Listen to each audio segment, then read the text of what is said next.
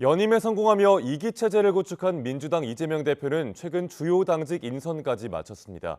실용과 안정에 주안점을 둔 인사란 평가와 함께 대권 도전을 염두에 둔 포석이라는 해석도 나옵니다. 김경수 기자입니다. 이재명 대표 2기 체제 첫날 발표된 진성준 정책위의장 유임을 두고 민주당 안팎에선 의외라는 반응이 지배적이었습니다.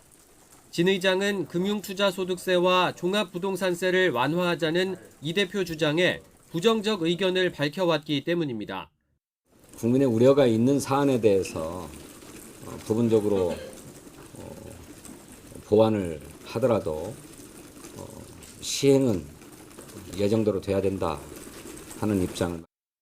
일각에서 나온 교체 전망이 빗나간 건데 소신과 능력을 중시하는 이 대표의 인사 기조를 보여주는 대표적 사례라는 해석도 나옵니다. 단순히 생각이 다르다는 이유로 교체했을 경우 불거질 부작용도 고려된 것으로 보입니다. 오히려 당의 토론이 활성화되는 효과가 있었고 논의가 풍부해졌다라고 평가하는 것 같습니다. 논리 정연하게 자기 생각과 일을 좀 잘 추진하는 능력에 대한 평가들도 함께 했다.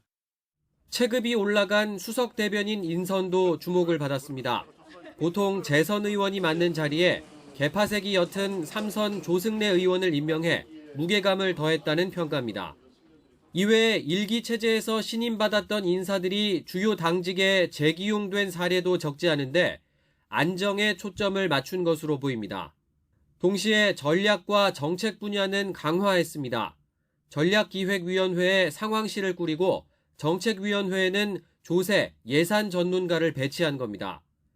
중산층 세부담 완화 등 이 대표의 중도 우클릭 행보를 정책적으로 뒷받침하는 역할을 할 것으로 보입니다. 정책위원회의 조세와 재정, 예산 측면에서 정책의 품질을 높여주는 아주 적임자라고 생각합니다. 이번 인선이 대선 준비를 위한 진용 구축이라는 분석도 적지 않은데 전당대회를 거쳐 지도부에 입성한 이른바 신이재명계도 힘을 싣고 있습니다. 약속드린 대로 집권과 성공적 국정 운영을 위한 당의 준비를 위해 전속력으로 뛰겠습니다.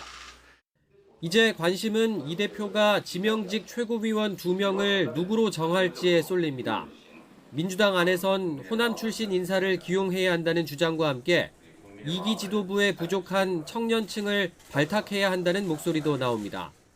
이재명 대표는 조만간 인선 작업을 마무리하고 외연 확장 행보에 더욱 속도를 낼 것으로 보입니다. 다음 달 재계와 중소기업계를 잇따라 만나기로 한 것도 같은 맥락으로 풀이됩니다. YTN 김경수입니다.